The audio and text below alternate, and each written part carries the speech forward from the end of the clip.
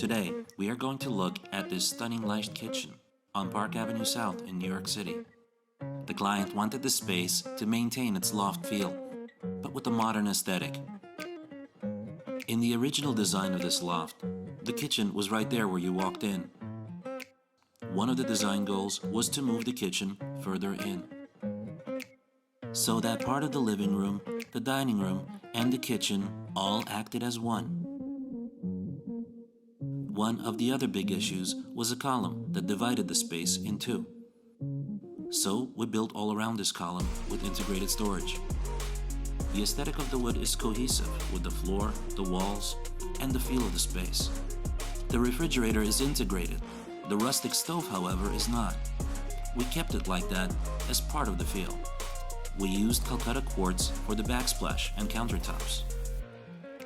And we have this great island, which is perfect for serving and socializing, and is just centered in the middle of everything. German Kitchen Center did a great job in modernizing the space. Click subscribe and follow us, and we'll make sure to let you know when we have more great videos for you to watch.